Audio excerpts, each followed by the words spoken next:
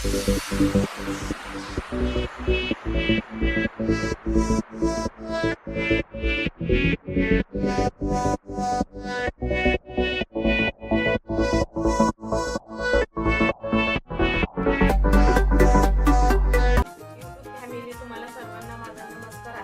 माझा मसाला संपलाय वर्षभराचा.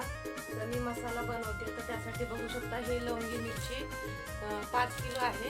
आणि याला मी छान असं उन्हामध्ये 2-4 दिवस सुकवलेलं आहे. हे बघा, हे असं म्हणजे सुकले व्यवस्थित. तर सुकलं का आपली मिरची बारीक पण येते व्यवस्थित, चवीला पण भारी लागते.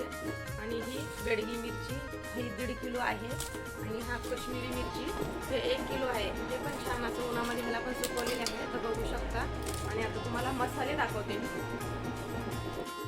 आता तुम्हाला मसाला दाखवते मी. तर 7 किलो मिरच्यासाठी आता बघू शकता एवढा मसाला आणलेला आहे मी.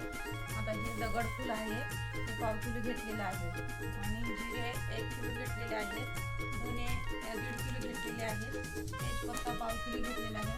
आणि हे दालचिनी हे पण 1/4 किलो आहे. आणि बाकीचा सर्व जे मसाला आहे ते 1/4 किलो, 200 ग्राम, 100 ग्राम असा आहे.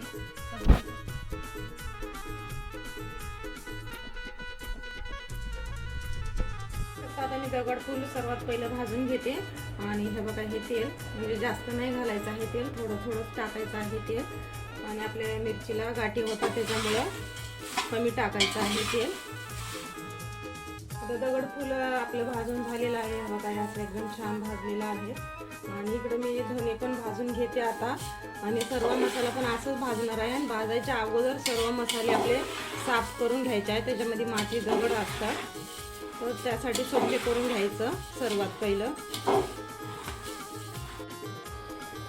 तर बघू शकता आता मिरच्या पण भाजून घेते मी. मसाला भाजून झालेला आहे.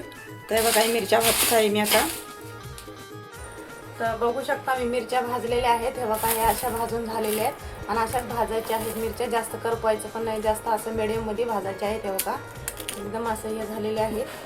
आणि हे बेडगी आणि काश्मीरी मिरची हे पण भाजून घेतलेली आहे मी, ते बघू शकता. आणि हा मसाला, ह्याच्यामध्ये जिरे, धने आणि दगडफूल हे सर्व हे भाजून हे पण झालेलं आहे.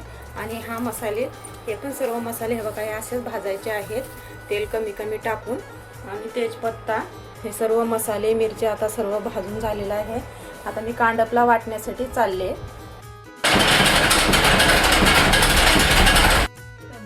मसाला कांडपवरनं वाटून आणलेला आहे. तर कलर एकदम भारी आलेला आहे. आणि हा वर्षाचा मसाला आहे. बघू शकता का मी असा बनवलेला आहे मसाला. तर तुम्ही कसं बनवता तर कमेंट करून नक्कीच कळवा.